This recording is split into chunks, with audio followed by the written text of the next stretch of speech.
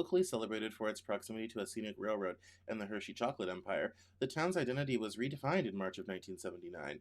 It was then that Middletown burst onto television screens worldwide and became synonymous with 3 Mile Island.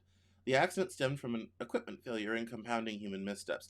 A valve designed to drain water from the plant's fuel rod stuck open, yet operators mistakenly shut down water pumps, causing a partial meltdown. The reactor sent some radiation into the air over central Pennsylvania. 3 days later, the governor advised pregnant women and preschoolers within 5 miles to evacuate. Tens of thousands fled. Businesses and schools closed. On the fourth day, President Jimmy Carter visited the plant to reassure a terrified nation the situation was under control. According to the Energy Department's website, the incident caused no deaths or direct health effects. Health studies have offered differing conclusions on whether residents experienced elevated illness rates.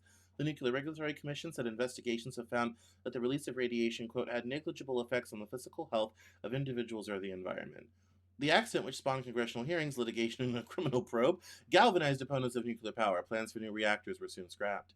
The island's other undamaged reactor restarted in 1985, but ultimately succumbed to market forces. It closed in 2019, unable to compete with low-cost natural gas. About 700 jobs were eliminated. But a new era of voracious energy demand has arrived. Public sentiment has also shifted. Recent polling shows support for nuclear energy nears record highs. A Wall Street Journal poll last year found that first-time voters strongly favor the power source to curb carbon emissions. In central Pennsylvania, an intergenerational schism shadows the restart, said Eric Epstein, 66 of Harrisburg, who joined 3 Mile Island Alert, a watchdog group in '84. Some people look at it as an economic boom, he said side of the reboot. Other people look at it as an albatross around their neck.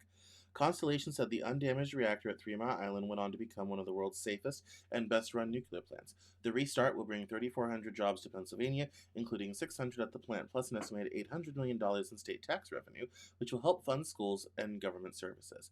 We appreciate that some people are still haunted by memories of the past, the company said, but the U.S. nuclear industry evolved and improved.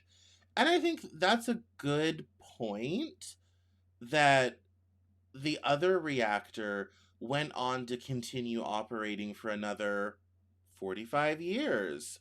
Not a problem.